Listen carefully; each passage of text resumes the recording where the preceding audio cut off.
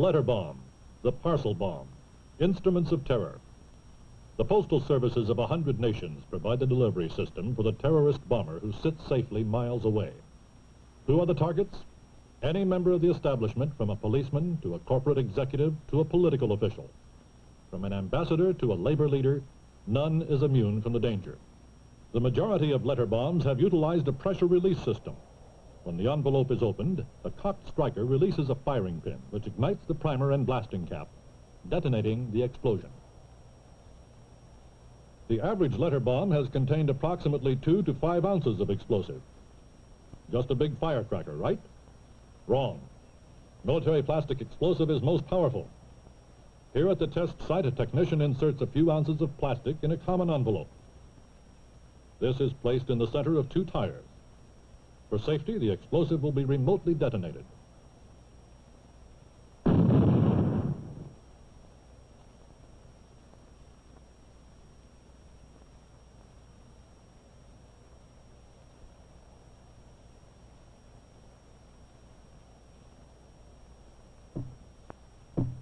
A bit more punch than a firecracker.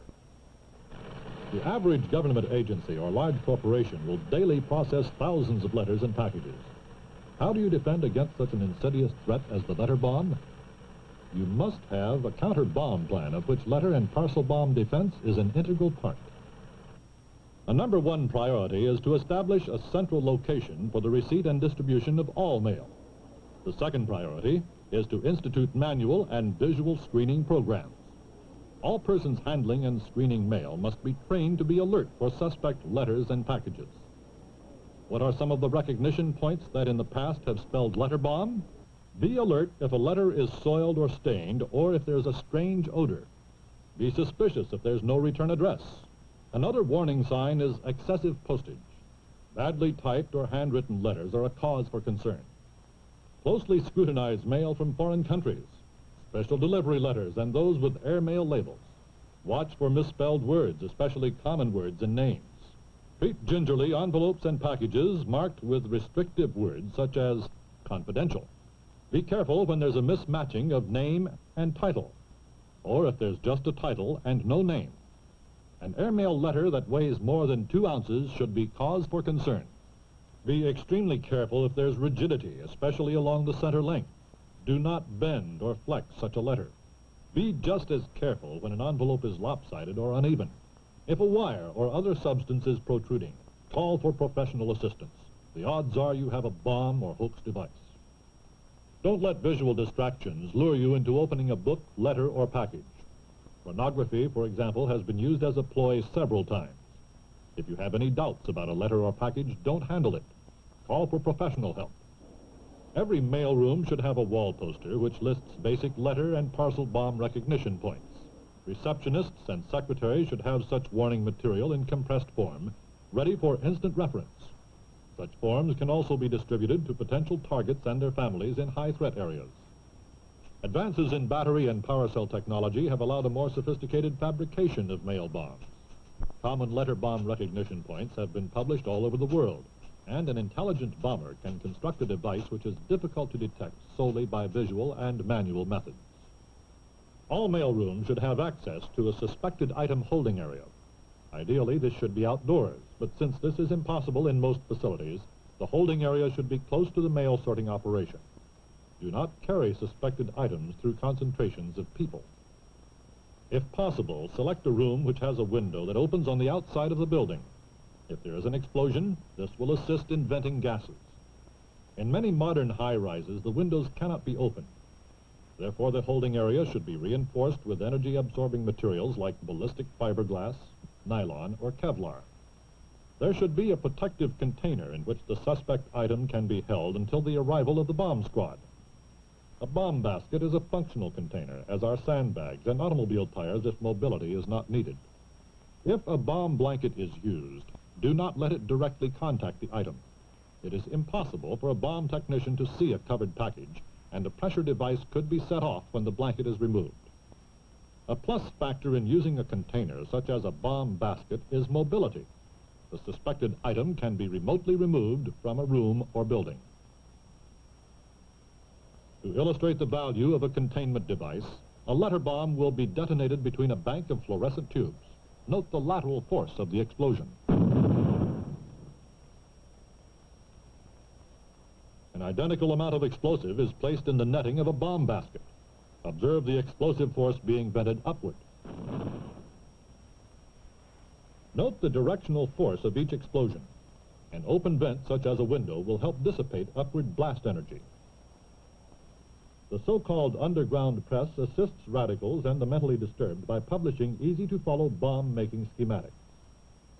The big brother of the letter bomb is the parcel bomb. It is most deadly since it can contain a considerable amount of explosive. A common type is the book bomb. This is a photograph of an actual terrorist bomb, which was mailed to a prominent government official. And this is a recreation of that bomb. A box of fine chocolates, or a pound of plastic, or a stick or two of dynamite. An instrument designed not to intimidate, but to kill.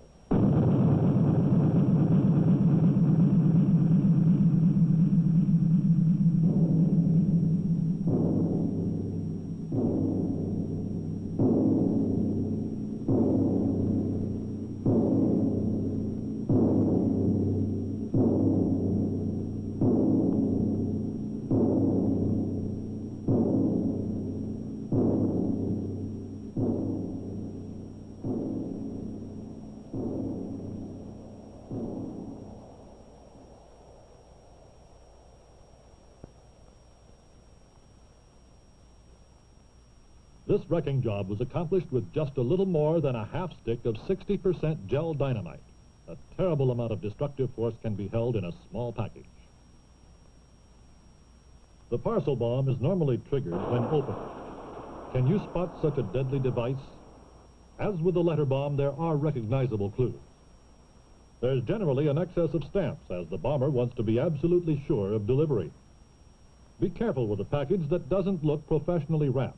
Many parcel bombs have had an excess of securing material, such as masking tape, string, or Scotch tape. Be wary of a soiled or dirty package. If there's the slightest doubt, do not open it. As with the letter bomb, any sign of protruding wire, tinfoil, or any foreign matter is cause for isolating the item and calling for professional assistance. Manual and visual screening procedures involving trained personnel are the essence of a bomb countermeasures program. But there are some valuable equipment aids to augment the screening process. Letter bombs have contained some degree of metal, and all mailrooms should have at least one metal detector. X-ray is a most valuable tool, especially for parcel bomb recognition. It does require proper radiation protection and well-trained operators who know what they're reading. As with all equipment and procedures, you should obtain assistance from qualified bomb technicians prior to purchase. Explosive vapor detection equipment should be considered for high-threat areas. This is sophisticated equipment, which also requires a well-trained operator. Dogs trained to detect explosives are excellent, but require special handling. Equipment is most useful, but the primary and initial emphasis must be on trained personnel.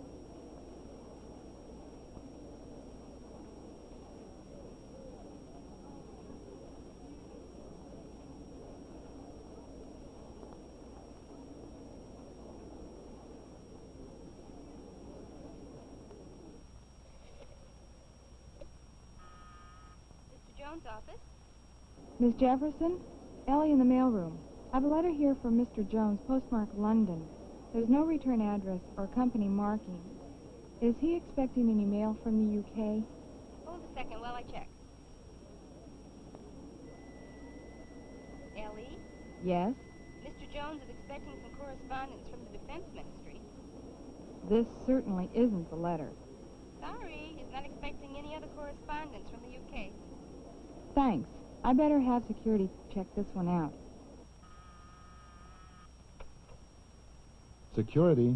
Ellie in the mailroom. I think I have a suspect letter for Mr. Jones. Isolate it. We'll have someone down there right away. Check with the intended recipient of a letter or package. Are they expecting anything from the geographical area from which the item was mailed? If there is a return address and a name, attempt to verify the legitimacy of the sender. If you have a suspect parcel, evacuate the immediate area. Even with a hardened and vented holding room, there should be a partial evacuation of the surrounding area. Keep the location sealed off while awaiting law enforcement, fire, or security personnel.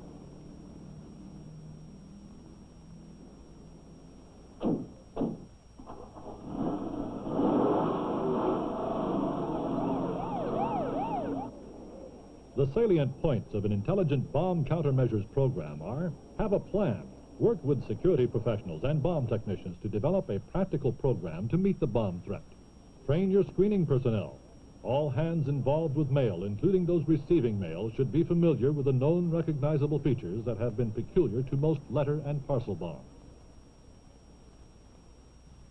Wives in high-threat areas should also be briefed on the danger.